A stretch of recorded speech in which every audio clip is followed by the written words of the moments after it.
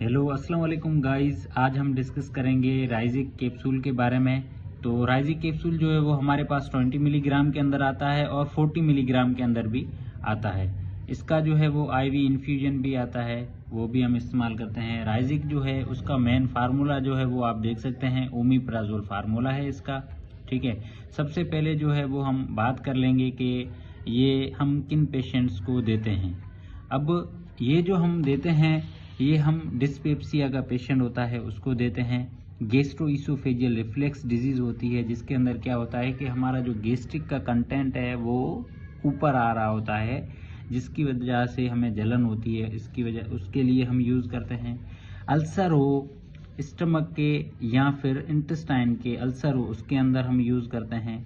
एक डिजीज़ आती है जिसे हम ज़ोलिंजर इल्सन सिंड्रोम कहते हैं, उसके अंदर भी यूज़ करते हैं हम।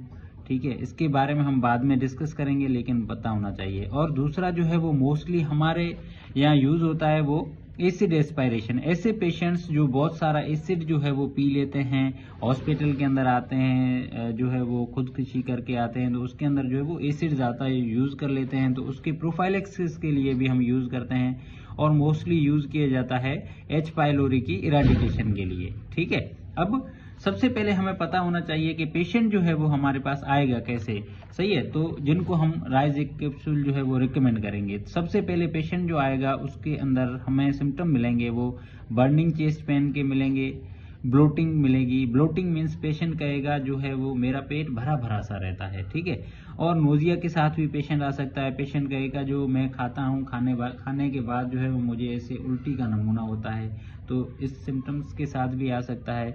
और बर्पिंग के साथ भी पेशेंट आ सकता है। बर्पिंग क्या कहते हैं, किस चीज़ को कहते हैं, जब पेशेंट जो है वो खाना खाता है उसके बाद जो है वो उसको खट्टी खट्टी डकारें आती हैं।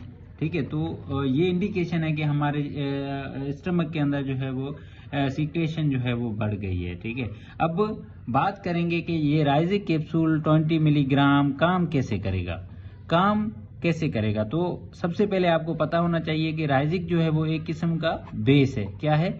बेस। अब हमारे स्टमक के अंदर जो है वो क्या है? एसिड है। एसिड बढ़ने की वजह से हम बेस देंगे ताकि हमारी बॉडी जो है वो ऑटोमेटिकली न्यूट्रलाइज कर लेगी। कैसे करेगी? ये रिड्यूस करेगा गैस्ट्रिक एसिड को, क्योंकि ये एक किस्म का वीक बेस है। दूसरी बात यह है कि ये इनहिबिट करता है एक चैनल को जिसे हम हाइड्रोजन पोटाशियम एटीपीएस पंप कहते हैं। ठीक है, और इसका दूसरा नाम प्रोटॉन पंप इनहिबिटर भी कहते हैं।